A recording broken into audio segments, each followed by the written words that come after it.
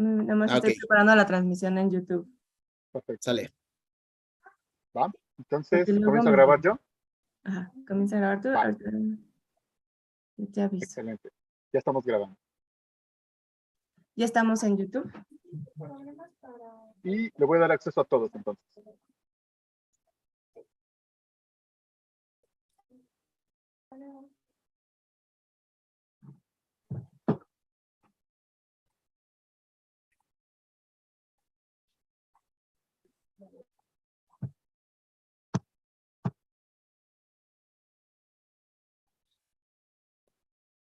Bueno, buenos días a todos. Mucho gusto de saludarlos. Después de esta semana tan movida que hemos tenido aquí en la Ciudad de México, ¿verdad? Espero que todos estén bien en casa. Hemos tenido un poquito de problemas técnicos por el temblor, ya saben que si las conexiones y todo, pero estamos muy contentos de tenerlos como cualquier jueves de este curso. Le dejo la palabra a el doctor Oscar Vivanco Rojas, a la doctora Sonia López Letaif, por favor. Gracias. ¿Qué tal? Muy buenos días a todos. Pues bienvenidos nuevamente a este curso. Como bien mencionó el doctor García, después del susto de la madrugada, esperemos que se encuentren bien en sus hogares. Y vamos a repetir justamente al ponente, al doctor Katzin, nos va a hacer favor de seguirnos dando un montón de información y conocimientos para poder desarrollar este curso. Igual, al final de este curso o de esta sesión se va a realizar una evaluación. El doctor nos hará favor de realizar unas pequeñas preguntas para poderlos evaluar. Y bueno, doctor, déjeme, Sonia, ¿lo puedes hacer como anfitrión, por favor, para que pueda transmitir? Y yo le doy permiso a los que sigan entrando. Nuevamente, para que no tengamos ningún inconveniente, al final de la sesión se van a hacer las preguntas con todo gusto y se les va a inactivar un poquito el audio por cuestiones de fluidez de esta sesión. Entonces, muy bien, Andrés, pues muchas gracias de nuevo y tenemos 94 visitantes, entonces pues ha sido taquillerísima tu plática, nos ha gustado mucho y pues esperamos de esta plática también muy contentos de recibir lo que nos vas a platicar. Gracias. Pues nuevamente agradezco la invitación y agradezco la atención de los aquí presentes. ¿Ya comparto mi pantalla? Sí, por favor, doctor, adelante, ya puede hacerlo.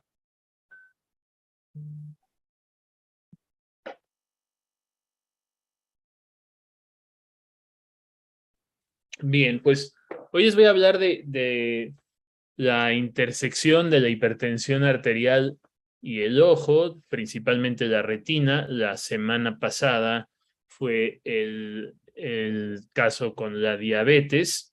Y si bien hay algunas similitudes, también las implicaciones de la retinopatía hipertensiva son, en el sentido práctico, diferentes a las de la retinopatía diabética. Entonces, espero dejar claro eso a lo largo de la plática. Les voy a hablar de la definición de la retinopatía hipertensiva, de la epidemiología, bueno, y de la hipertensión propiamente, para estar hablando todos el mismo idioma, de la epidemiología de ambas, tanto de la hipertensión como de la retinopatía, consecuencia de la fisiopatología, algo de factores de riesgo y de causas, el cuadro clínico, el diagnóstico, tratamiento, pronóstico y algunas referencias.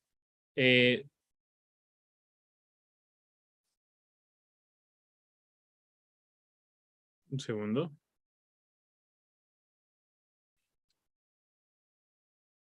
Bueno, primero, ¿qué es la hipertensión? Como algunos de ustedes seguramente saben, no sé si todos, la presión arterial la determina la cantidad de sangre que el corazón bombea y de resistencia al flujo en las arterias del cuerpo. Es decir, cuanto más sangre se bombea o más estrechas son las arterias, más alta es la presión arterial. La presión arterial se compone de dos cifras, la coloquialmente llamada alta y la baja. La alta, la sistólica, lo que refleja es la presión arterial cuando el corazón se está contrayendo, cuando late. Y en contraposición, la presión diastólica es la presión en las arterias que se mantiene entre un latido y otro. Eso es en un sentido muy, muy básico, muy coloquial. La hipertensión, es decir, la elevación de la presión normal, es el, con mayúsculas, principal factor de riesgo de las enfermedades cardiovasculares en términos numéricos. Es decir, se trata de una enfermedad muy frecuente, pero además es una enfermedad muy fácil de detectar. Es una enfermedad típicamente silenciosa y, bueno, con consecuencias potencialmente graves, tanto a nivel individual como a nivel colectivo. Actualmente, la Asociación Americana de Corazón clasifica la hipertensión de esta manera. No hay un consenso mundial. Yo me atrevería a decir que sí lo hay en cuanto a las presiones que son normales, pero no en cómo nombrar a las presiones anormales. Es decir, en Norteamérica se considera hipertensión a partir de 130 IU 80 la presión baja, lo que antes se consideraba prehipertensión, ya es hipertensión grado 1. Aquí en México, por ejemplo, todavía consideramos oficialmente, entre comillas, a la hipertensión cuando se encuentra por arriba de 140/90. En todo caso, claramente, arriba de 130/80 ya no es normal, eso es lo importante. O sea, lo normal es presiones abajo de 130/80, incluso se considera ya presión normal elevada arriba de 120/80, y más allá de 140 o 90, pues de manera universal se considera alta. Y existen clasificaciones ulteriores, es decir, arriba de 180, 120, aunque no es un consenso, independientemente de la repercusión, se considera que estamos ante una crisis hipertensiva. Se calcula que hay más de 1 millón de adultos hipertensos en el mundo. Perdón, más de 1.000 millones, ya estaba yo dudando, más de 1.000 millones de adultos hipertensos en el mundo. La mayoría de ellos en países de ingresos bajos medios, y se calcula que cada año muere pues más de 1,5 millones de personas solamente en América por enfermedades cardiovasculares. Y de estos, 500,000, la tercera parte, podríamos considerarlo muertes prematuras, ¿no? Recuerden, la hipertensión es el principal factor de riesgo en proporción. Ahora, casi la mitad de la gente hipertensa desconoce su diagnóstico y por lo tanto no se trata o se trata mal en el mejor de los casos. Inclusive de los diagnosticados, solamente una quinta parte está bien controlada. De manera que espero que con esto quede claro el impacto de la enfermedad de la hipertensión, que tiene repercusiones directas en el tema de hoy. Se los adelanto. Yo les diría, el principal papel de la detección de la retinopatía hipertensiva, a diferencia de lo que les dije de la retinopatía diabética, que es una complicación que amenaza la función, que amenaza la visión, no lo es tanto en el caso de la hipertensión, pero la retinopatía hipertensiva es un marcador de riesgo cardiovascular. Vean la magnitud del problema en mujeres de la hipertensión arterial, en algunas regiones rebasando prevalencias del 50%, ¿no? Con una intensidad mayor. Esto lo muestra la gama de colores en los países o en las regiones del mundo más desfavorecidas, y algo análogo sucede en los hombres, ¿no? En todos los países del mundo hay niveles muy altos de presión arterial o de frecuencia de hipertensión, pero está pues de manera heterogéneamente distribuida, cargada hacia los países más pobres. Este desglose es interesante, es la misma referencia, es un artículo de Lancet del año 21. Y la gráfica, para no entrar en los detalles numéricos, pero la gráfica muestra más o menos el mismo fenómeno, que es casi la mitad, en hombres un poco más de la mitad, digamos, alrededor de la mitad de las personas no está diagnosticada, ¿no? De las personas con hipertensión a nivel mundial, ¿no? De los diagnosticados, que son alrededor de la mitad, pues una proporción mucho menor se encuentra en tratamiento, ¿no? De 59% baja a 47% en mujeres, de 49% a 38% en hombres.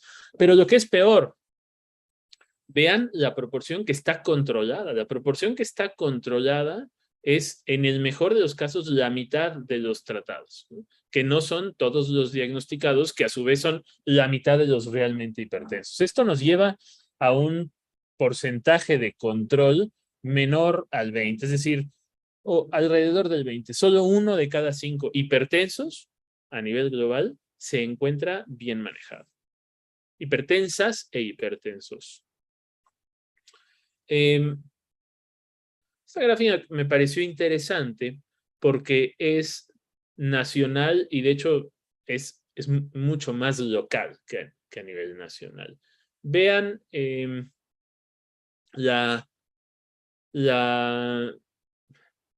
los extremos de la distribución de la prevalencia de hipertensión. Vean cómo, en principio, esto es las 20 localidades con valores más altos, más bajos, y las 20 localidades con valores más altos de diagnóstico de hipertensión. Vean cómo las de valores más bajos tienen un amplio predominio en el sureste, ¿no? Chiapas, Oaxaca, inclusive Guerrero.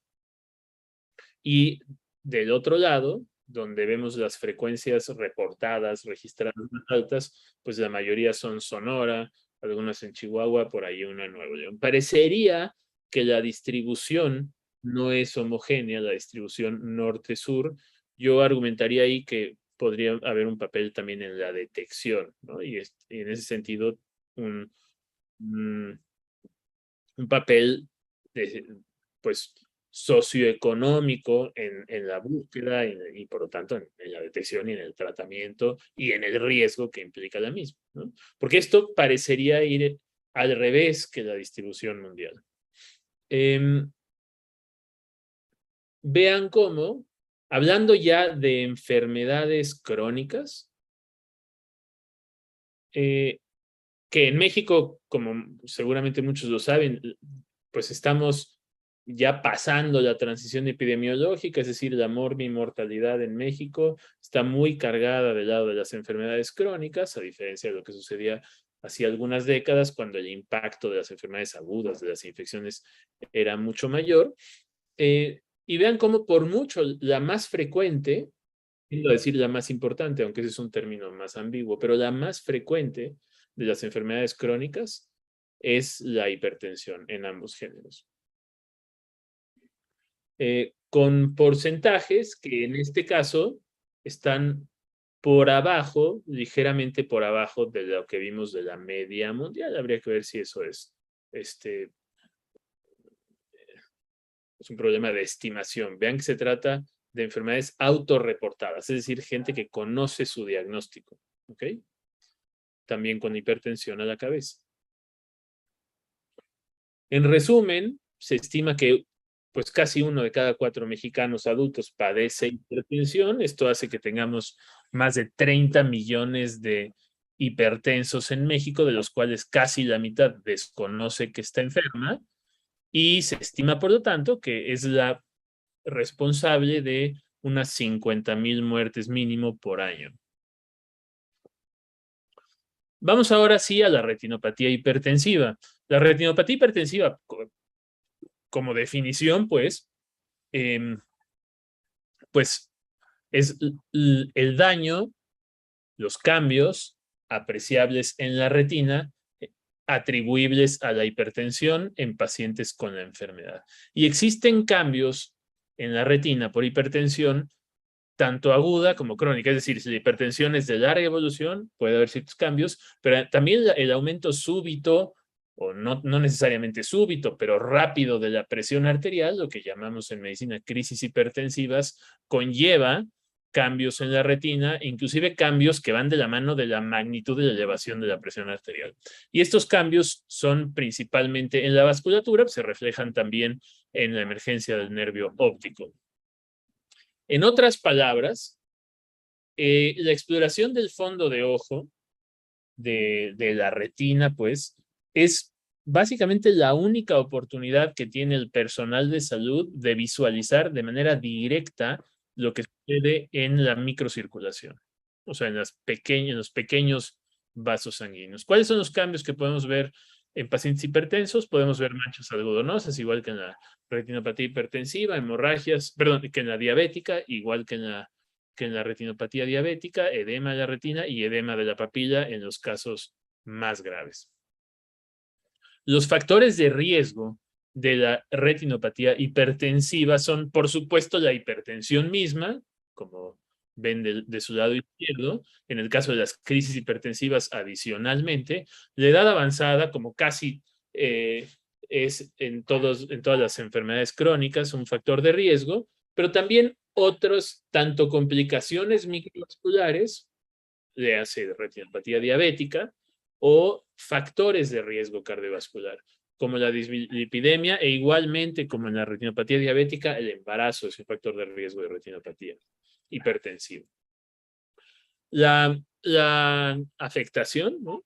La afectación de la retinopatía es progresiva, se describen 4 fases. La primera es de vasoconstricción, es decir, de que se cierran las arterias o las arteriolas, en realidad son las arterias más pequeñas, seguida de la fase de esclerosis, es decir, ya de cambios pues no dinámicos, sino cambios estructurales en la pared de las arterias. Posteriormente, una fase exudativa ya por lesión irreversible, por necrosis de la pared de las arterias. Hay extravasación y eso es lo que vemos como exudados. Y finalmente las complicaciones vasculares francas, de las que voy a hablar con más detalle a continuación. Vean pues, por fases, en el panel A hay donde están señalando las flechas, cambia, hay tortuosidad de los vasos, es decir, cambia de dirección, se hace abigarrada la dirección de los vasos sanguíneos, además de adelgazamiento de las arterias. Recuerden, aumenta el tono, se constriñen. En el panel B ya hay una zona de oclusión venosa, pueden ver una pequeña mancha ahí en la retina. En el panel C, lo que vemos es una oclusión antigua de la vena de la retina. Inclusive se aprecia la misma vena ya sin sangre, es lo que está marcado en la flecha. Y en la D es un caso grave de hipertensión arterial aguda con edema de la papila, es decir, borramiento de los límites de la papila, además de múltiples exudados. La descripción de la retinopatía hipertensiva, pues ya tiene más de medio siglo, ya cumplió el medio siglo, me parece, y si no está cerca, es de principios de los 70s, 1974, todavía no cumple el medio siglo. Estos autores, Keith Wagener, fueron los que la describieron las fases, etapas de la retinopatía hipertensiva, además correlacionándola con el riesgo. Y el epónimo, es decir, el nombre de estos investigadores persiste hasta la actualidad, es decir, la clasificación clásica de la retinopatía hipertensiva lleva sus apellidos. Se divide igual que la retinopatía diabética en grados. El grado 1 es el del estrechamiento de las arteriolas, generalizado, ¿no? O sea, aumenta el tono de toda la vasculatura. En el grado 2 el estrechamiento es focal. El estrechamiento focal habla de que ya hay partes de las arteriolas que son rígidas por el daño más sostenido. Entonces esas pues no se pueden estrechar con esa facilidad. Y hay además, que refleja el mismo evento fisiopatológico, alteraciones de los cruces arteriovenosos, que eso es algo bastante evidente, les voy a mostrar algunos más adelante. El grado 3 es cuando ya hay exudados y hemorragias, y el grado 4 cuando se afecta la papila, la emergencia del nervio óptico. Existen otras clasificaciones, como pueden ver la clasificación de Mitchell y Wong, que en principio pues tienen la misma secuencia. ¿Cuáles son, pues, estos hallazgos oftalmoscópicos principales? Podemos dividirlos entre los hallazgos por el arteriosclerosis, por el daño vascular, típicamente los cruces patológicos y las alteraciones del reflejo, de la transparencia de los vasos sanguíneos, y los daños directos por hipertensión, que son el estrechamiento tanto generalizado como focal, que es más evidente, y la rectificación del curso de las arterias.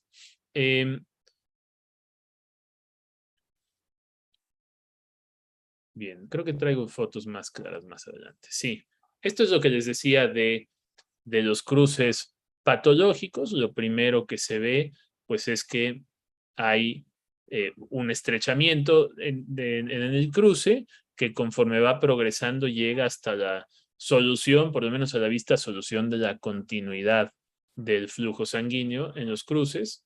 A esto le llamamos nuevamente cruces patológicos. Es de los hallazgos más frecuentes en hipertensión.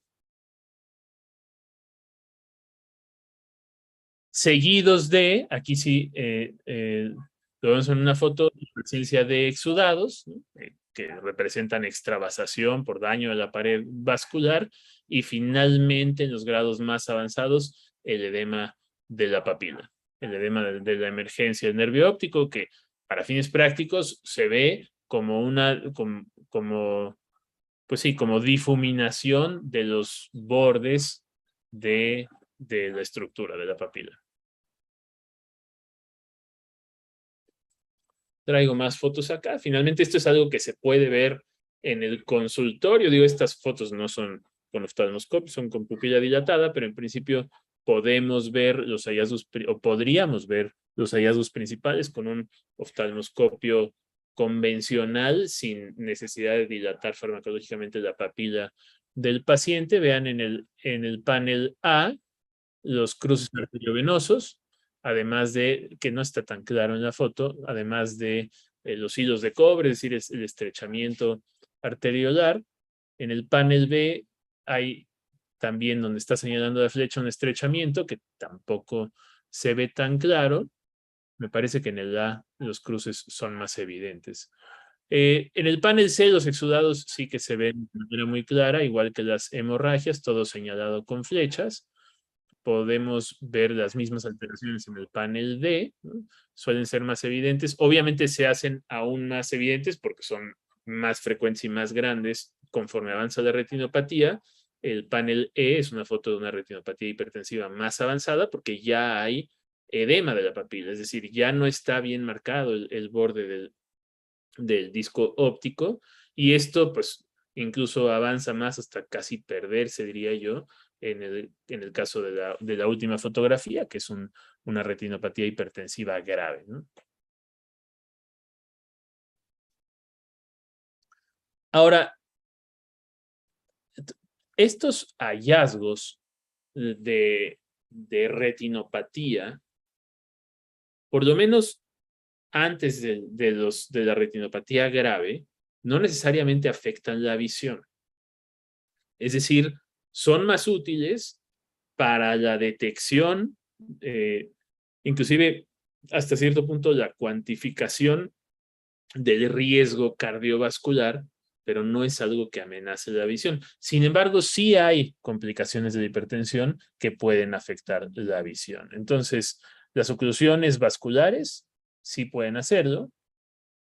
Y bueno, hemorragias, los aneurismas no, pero hemorragias extensas también pueden afectar la retina. En este caso sí vemos tanto arriba como abajo hemorragias importantes, hipertensivas, además de oclusión de la vena central de la retina, que esa en este caso no me parece tan clara. En general es algo que, como les voy a mencionar adelante, hay que corroborar con estudios de imagen. Existe una complicación diferente, relativamente diferente de la hipertensión a nivel del ojo, la coroidopatía hipertensiva, típicamente con elevaciones muy importantes, agudas de la presión arterial en gente joven, es decir, en lo que llamamos urgencias hipertensivas. Por cierto, para los que no están familiarizados con los términos, en medicina hablamos de dos tipos de crisis hipertensivas en general, las urgencias y las emergencias. Las urgencias hipertensivas son elevaciones graves de la presión arterial sin daño franco a órganos blancos, a órganos vitales. De las urgencias hipertensivas, obviamente la retinopatía hipertensiva es un marcador. Y por otro lado, o más bien cuando esto es aún más grave, se habla de emergencias hipertensivas. Las emergencias hipertensivas se caracterizan por daño estructural a órganos, bueno, funcional o estructural, pero daño a órganos vitales por la elevación aguda de la presión arterial. La retinopatía avanzada, el edema de papila, es un signo de emergencia hipertensiva, del segundo grupo, del más grave. ¿Ok? Entonces, como les decía en su momento, la retinopatía hipertensiva avanzada, las emergencias hipertensivas, sí que pueden amenazar la visión. Es un fenómeno vascular. Y que hay otras fotos más francas de tanto hemorragias como edema de papila. Y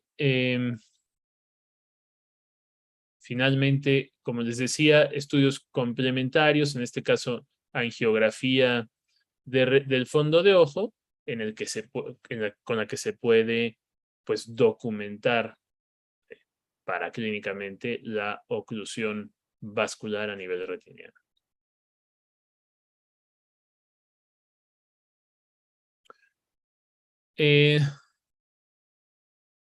Bueno, aquí un poco más a detalle las características de las oclusiones vasculares retinianas. Del lado izquierdo, la oclusión de la arteria central de la retina, del lado derecho, la oclusión de la vena central de la retina. Como pueden ver, en el caso de la arteria es más común que sea un fenómeno embólico. En el caso de las venas es más un fenómeno sistémico con repercusión local, aunque puede haber muchas otras causas, la mayoría de ellas vasculares en ambos casos. La agudeza visual disminuye de manera muy significativa en ambos casos, tanto en la oclusión de la arteria como en la oclusión de la vena. En otras palabras, cuando alguien tiene o desarrolla súbitamente ceguera, una de las causas que hay que sospechar e ir a buscar es oclusión tanto de la arteria como de la vena retinianas. En ambos casos se pueden ver alteraciones en el fondo de ojo, como las que les acabo de describir. Puede haber defectos en la motilidad de la pupila en ambos casos, y el tratamiento, obviamente, con la idea de restablecer, preservar la visión, pues debe ser inmediato en el caso de la oclusión de la arteria central de la retina, y bueno, hay algunos fármacos que se utilizan como parte del tratamiento. No hay que hacer a un lado el tratamiento de los factores de riesgo, como pueden ver del lado de la vena. Hay que controlar, pues, de manera óptima los factores de riesgo cardiovascular. Y esto aplica para cualquier evento cardiovascular. Como les decía también al principio, la retinopatía hipertensiva es un marcador de daño vascular por hipertensión. Y en general, cuando detectamos daño cardiovascular, esto sucede de manera muy clara en el corazón, se ha demostrado que uno de las modalidades más importantes de tratamiento, es decir, que más impacta en el pronóstico, es el control de los factores de riesgo. En otras palabras, debe ser más estricto el control, por ejemplo, porque esto es muy claro, de los niveles de colesterol en gente que tiene ya daño vascular establecido. Eso está muy bien demostrado. O sea, las metas de tratamiento, qué tanto hay que bajar el colesterol, son diferentes y son máximas en gente con daño cardiovascular. La retinopatía hipertensiva podría, sobre todo estos fenómenos oclusivos vasculares, entran dentro de esa categoría.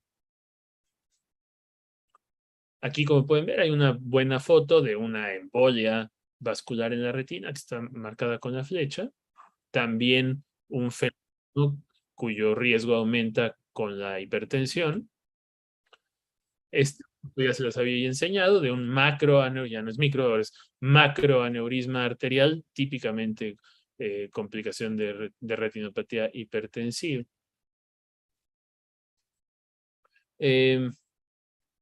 Y bueno, esto, insisto, para mí es, en el caso de la hipertensión, de la retinopatía hipertensiva, el aspecto más importante, por eso traigo esta gráfica, la relación que hay entre entre retinopatía hipertensiva y complicaciones graves de la salud. Vean, inclusive desglosado por tipo de alteraciones, ¿no? Exudados algodonosos a la cabeza, seguido de microaneurismas, hemorragias, los cruces arteriovenosos patológicos, el estrechamiento arteriolar generalizado, luego el focal, y sin retinopatía, me parece que es muy elocuente cómo correlacionan con el riesgo, un riesgo además pues, a corto plazo, a 3 años, de eventos vasculares cerebrales, ¿no? Es decir, traduciéndolo, el hecho de tener exudados algodonosos por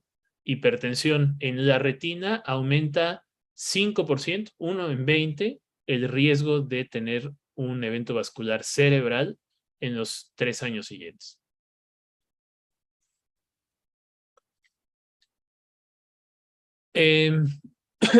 Por lo tanto, la evaluación inicial, hablando ya de retinopatía hipertensiva, debe ser más amplia que solamente la retina. Es una evaluación integral para detectar riesgo cardiovascular de manera global. Y este diagrama de flujo me gustó en casos en los que ese es el motivo de consulta, es decir, algo visual, afectación de la agudeza visual. Cuando es transitoria y dura algunos segundos, lo que hay que buscar papiledema. Cuando dura más que eso, es cuando le llamamos amaurosis fugaz y se deben buscar problemas vasculares. Cuando la disminución de la agudeza visual dura más que algunos minutos, es decir, ya no es un isquémico transitorio, cuando llamamos persistente de más de 24 horas y acompañada de dolor, hay que pensar en otros problemas del ojo, no necesariamente vasculares. Cuando no duele y es brusca, ahí sí piensen en oclusiones vasculares de la retina, neuropatía óptica, hemorragia del vitrio, desprendimiento de retina inclusive, y cuando es más gradual, pues otra vez en cuestiones no vasculares. En resumen, la súbita de la visión o la disminución de la agudeza visual aguda es algo análogo a la pérdida del habla o al desarrollo súbito de debilidad de alguna parte del cuerpo. O sea, es un marcador o es un síntoma, es un signo de un evento vascular cerebral. Cerebral, si lo considero de manera más amplia, el sistema nervioso central, y hay que tratarlo con la misma urgencia. La evaluación oftalmológica debe ser más amplia, no nada más visualización de la retina, incluir agudeza visual, de preferencia presión intraocular, evaluar las pupilas y, como les decía también ya en su momento, la oftalmología convencional es un buen método para detectar retinopatía hipertensiva. También ya les había yo dicho que existen estudios complementarios, de manera específica ultrasonido Doppler de los vasos del cuello, que son las arterias, las carótidas, pues, son cuyas ramas llegan hasta el ojo, y en casos más graves y necesarios, arteriografía, que puede hoy en día también ser digital, dada la morbilidad de la arteriografía convencional. ¿Cuál es el tratamiento? Esto quiero que quede muy claro. El tratamiento, la parte más importante del tratamiento es el de la enfermedad de base. O sea, hay que tratar, ya si se detecta, hay que tratar la hipertensión arterial, porque además si se detecta, no nada más se detecta la enfermedad, sino una enfermedad de alto riesgo por el simple hecho de tener repercusión ya en la retina. Dependiendo del tipo de complicación, se pueden dar antiagregantes. Los antiagregantes plaquetarios pues son el principal medicamento o grupo de medicamentos para prevención secundaria de eventos cardiovasculares. Hay mucha discusión si para prevención, en algunos casos específicos o exclusivos, también se recomiendan los medicamentos anticoagulantes, y el láser tiene igualmente en la retinopatía hipertensiva, aunque en menor magnitud que en la retinopatía diabética.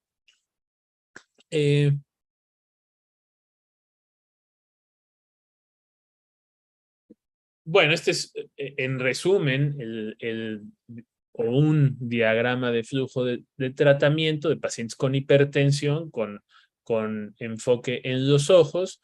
Pues debe ser integral.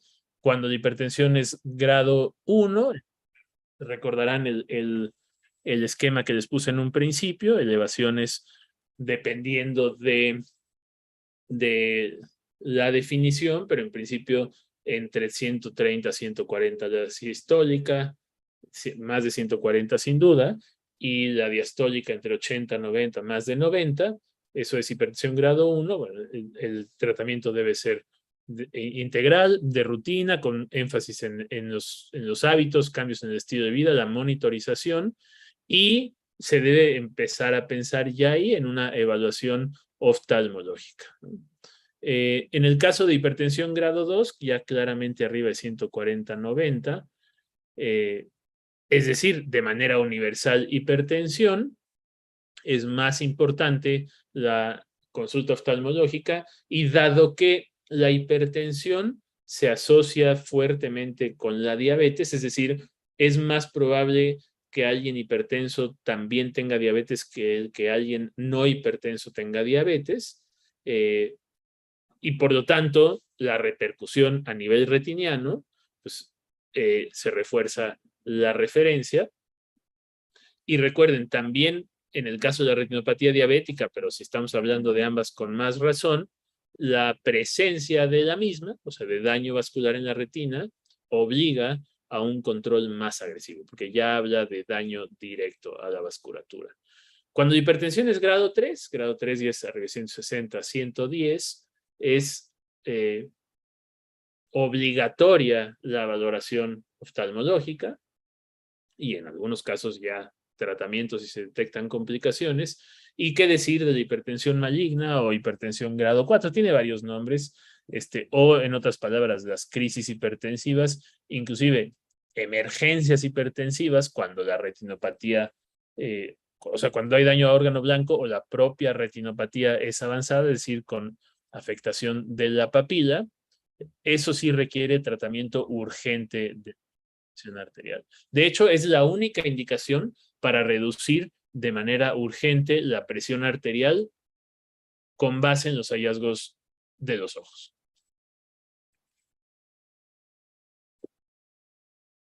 Esto es relativo. ¿Cuándo referir a un especialista? ¿Un especialista en qué? ¿No? ¿Cuándo referir a un especialista al paciente hipertenso? Cuando no se puede tratar adecuadamente la hipertensión a nivel primario.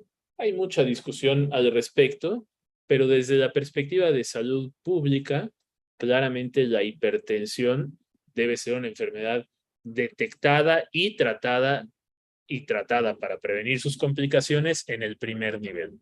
No así las crisis hipertensivas. Cuando la hipertensión se sale de control, la atención en el primer nivel inicial es adecuada, pero ese paciente sí requiere un nivel superior de atención, segundo nivel. Si ya hay daño a órgano blanco, vale la pena también la interconsulta. Y bueno, lo mismo aplicaría para la referencia especializada en el caso de los hallazgos de la retina. Las hemorragias retinianas son reflejo de retinopatía avanzada, o el propio papiledema, que es la alteración más grave de la retinopatía hipertensiva, pues ameritan referencia al especialista. Y por eso dejé este último renglón.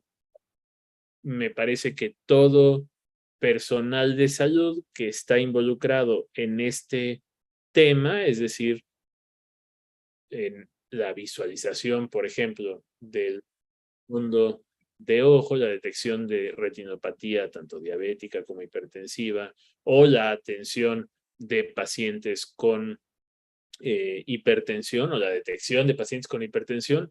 Cualquier paciente que tiene hipertensión muy descontrolada, arriba de 180, 120, y tiene alteraciones neurológicas como confusión, dolor u opresión en el pecho, además de algunas otras alteraciones paraclínicas que son un poco más especializadas, requiere atención inmediata. Están en ese caso ante una emergencia hipertensiva.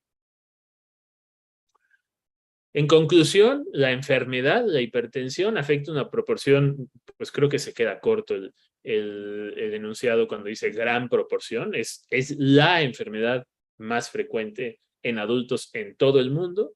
Es una enfermedad que tiene repercusiones directas en los ojos, por lo que todo paciente hipertenso debe tener valoración oftalmológica para detectar tanto la retinopatía hipertensiva como otras complicaciones vasculares por hipertensión a nivel retiniano. Los que tengan de esto neuropatía moderada, por ejemplo, hemorragias, exudados, microaneurismas, tienen un mayor riesgo cardiovascular. Eso está perfectamente establecido, independiente de todos los demás factores de riesgo. O sea, tienen más riesgo, punto. Más riesgo que su contraparte, que no tiene estas alteraciones en la retina.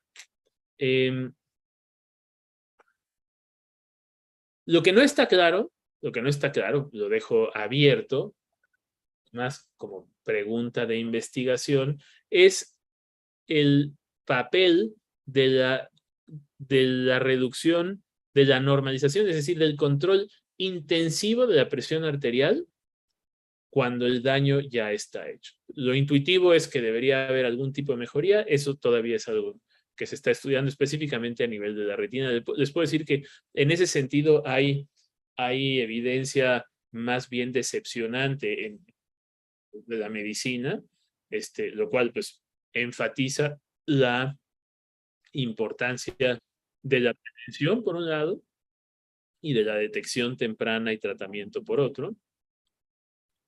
Y bueno, cierro con lo que ya he dicho varias veces a lo largo de esta plática. El reconocimiento de los efectos oculares de la hipertensión podría ayudar a los médicos en el manejo general de la enfermedad y su consecuencia, es decir, daño a órgano blanco.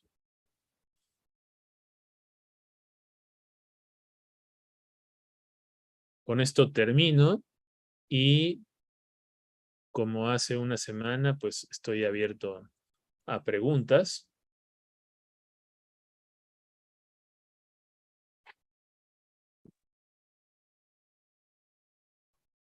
Okay. Muchas gracias, doctor. Bastante interesante la plática y yo también tengo preguntas, pero mientras, si gustan levantar su mano para que podamos irlos viendo y asignándoles, reactivándoles audio para que puedan preguntar. Mientras está el doctor Garfias con la mano levantada, entonces adelante, doctor. Muchas gracias, Andrés. Muy interesante la plática. Creo que la primera pregunta es ¿por qué en un curso de retinopatía diabética habría de hablarse de hipertensión? Se pensó así y no sé. La semana pasada hablamos de los factores de riesgo para presentar retinopatía diabética y existe un énfasis claro acerca de presentación, de disminución y de una concomitancia entre la hipertensión arterial y la retinopatía diabética.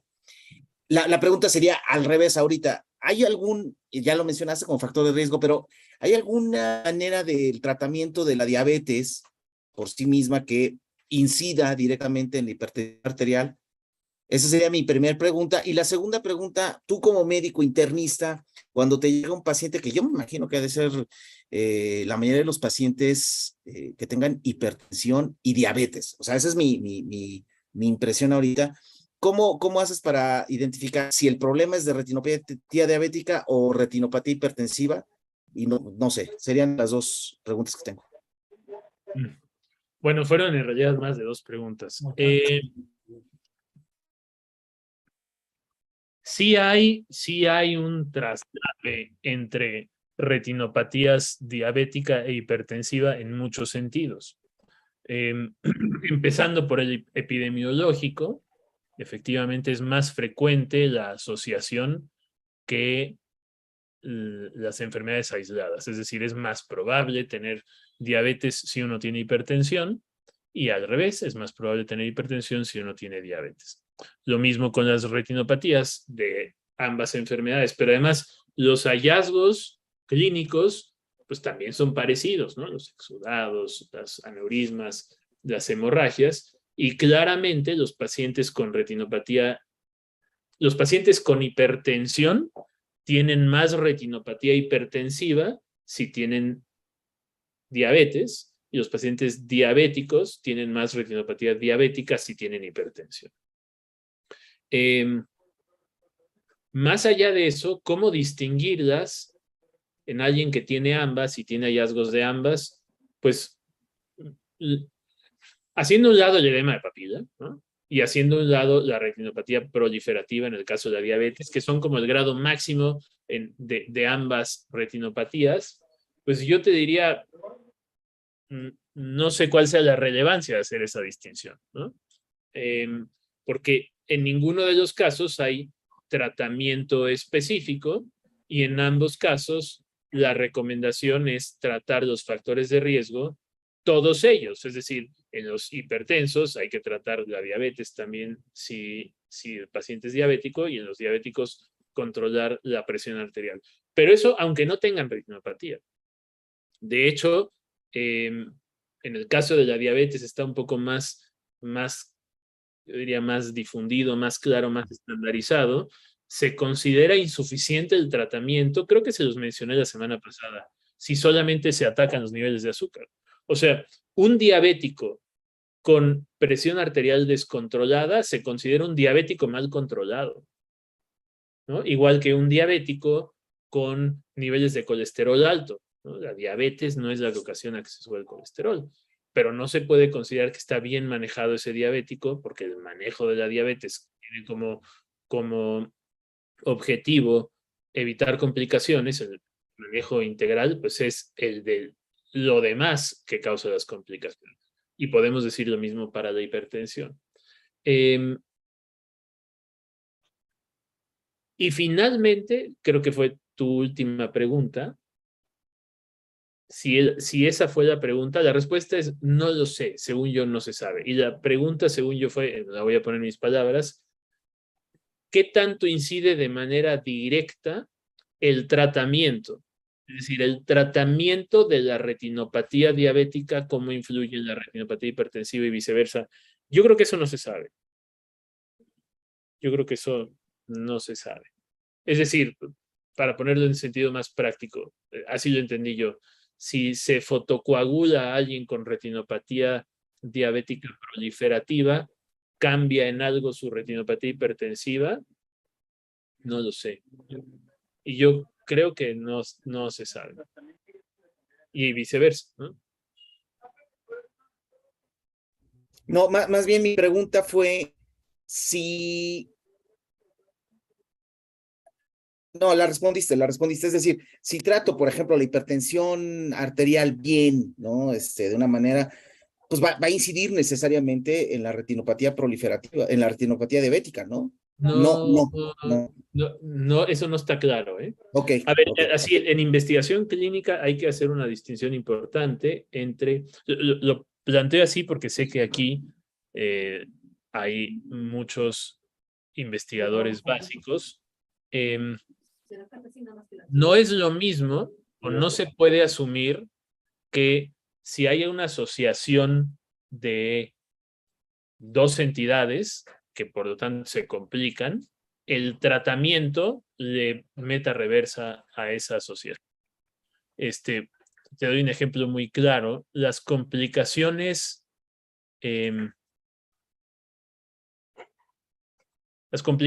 macrovasculares de la diabetes, ¿no? Daño de las coronarias, daño de las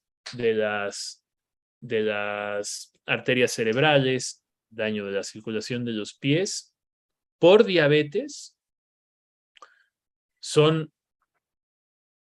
dependen muchísimo también de la presión arterial. O sea, en realidad podríamos pensar que son daño mixto. A diferencia de la retinopatía diabética, que como les dije, depende casi exclusivamente del descontrol del azúcar. pero no revierten, es decir, inclusive no revierten, ojalá, no cambia el curso, o sea, una vez instalado el daño macrovascular, no cambia el curso si se controla mejor la presión arterial. O sea, el hecho de que el daño sea por la enfermedad descontrolada no implica en automático, cuando se estudia formalmente, que, pues sí, que el daño se frene si se controla ya el factor de riesgo. Un segundito.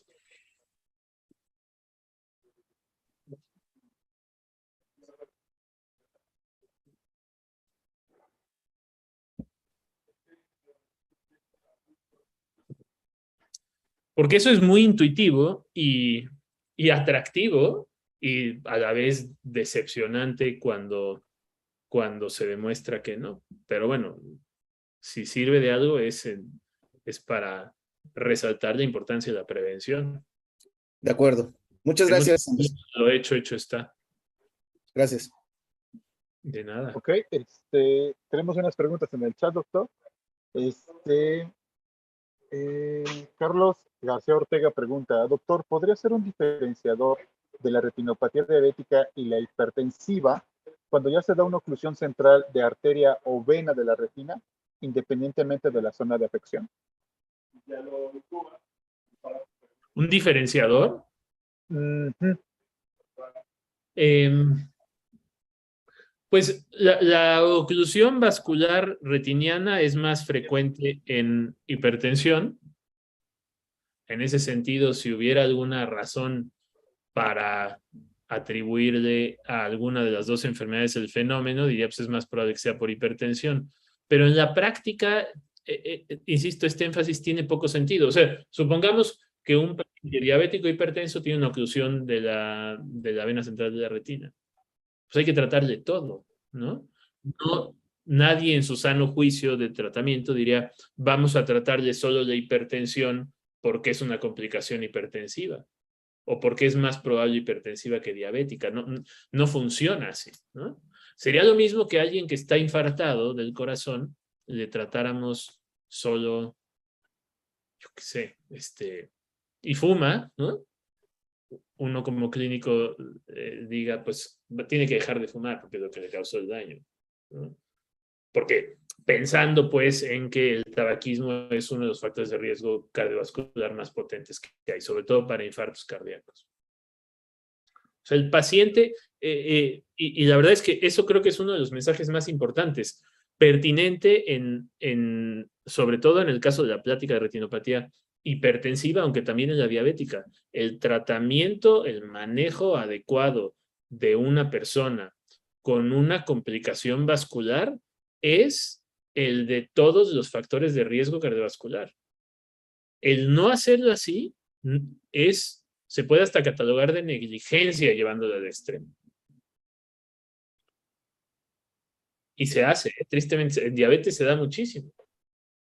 El enfoque absurdo, enfoque absoluto en los niveles de azúcar, haciendo a un lado todo lo demás, y los pacientes fuera de metas de niveles de presión arterial, colesterol, mismo el peso, etcétera, ¿no? De acuerdo.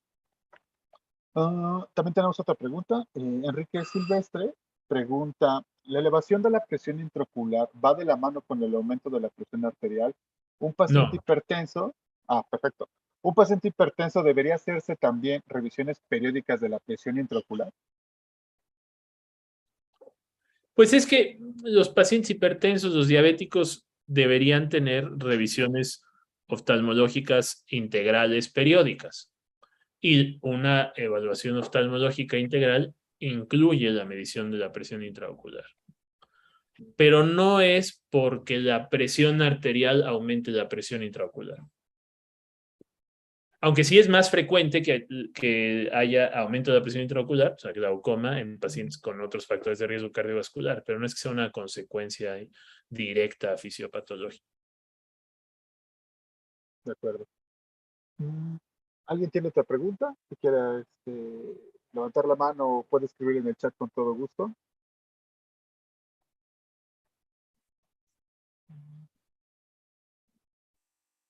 Ok, creo que no.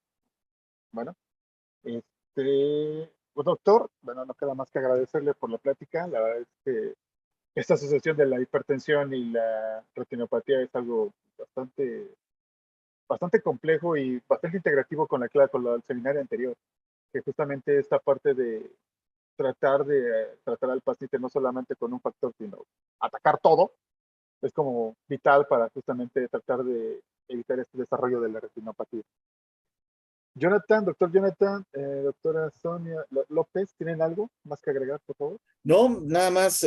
Muchas gracias, doctor Andrés Katzin. Esperamos sus preguntas. No sé si ya tenemos sus preguntas porque No, ahorita se las mando. los asistentes al curso están ávidos de contestar ya las preguntas y sacar dieces y todo esto.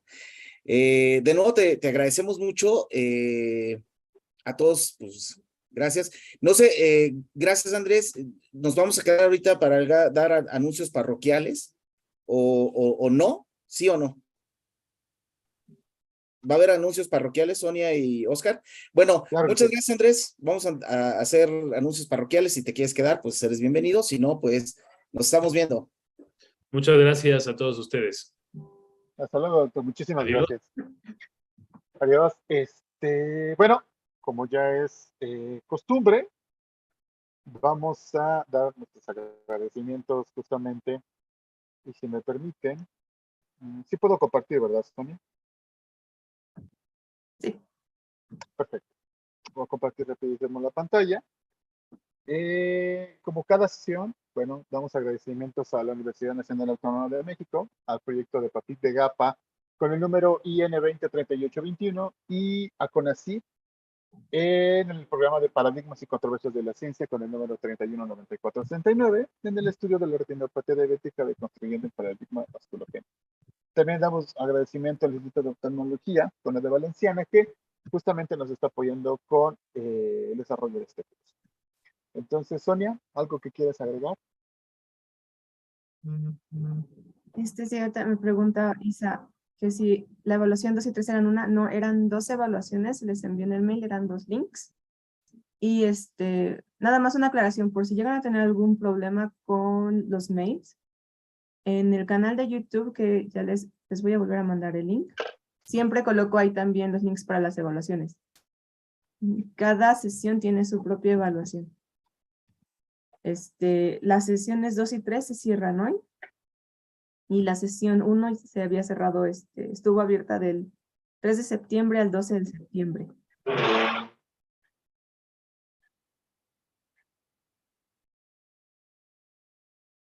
Sí, se te envió la segunda evaluación. La tendrás que responder hoy a más tardar.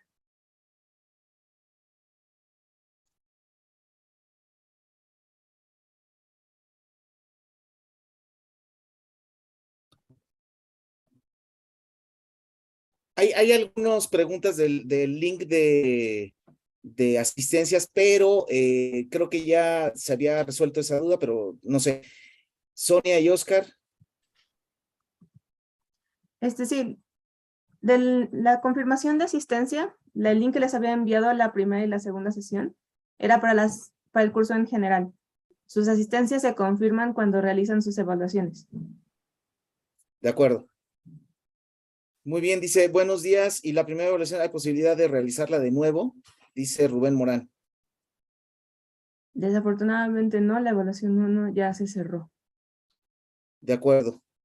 Bueno, entonces a todos les invitamos que hagan sus evaluaciones. A ver, el que no saquen 8 los requerimientos, no significa que no puedan entrar al curso. Los esperamos siempre al curso. Son unas pláticas muy interesantes, ¿no? Que pues más allá, sí, evidentemente todos queremos constancia, etcétera, etcétera, pero sí creo que pues, es para desempolvarnos todo. Les voy a hacer un anuncio que la próxima clase la doy yo. Entonces, va a tratar acerca de inflamación y retinopatía diabética. Esperemos que se ponga padre. Entonces, lo esperamos la próxima semana. Creo que, no sé si es a las 8, a las 9, a las 10. Creo que, no sé cuál es mi horario, pero ahí revisan en el calendario y estaremos puestísimos y vengan con muchas preguntas. ¿De acuerdo? Entonces, nos vemos la próxima semana si ya no hay nada más. Oscar y Sonia, muchas gracias. Perfecto. A todos, como cada sesión, muchísimas gracias por la asistencia, por tomar en cuenta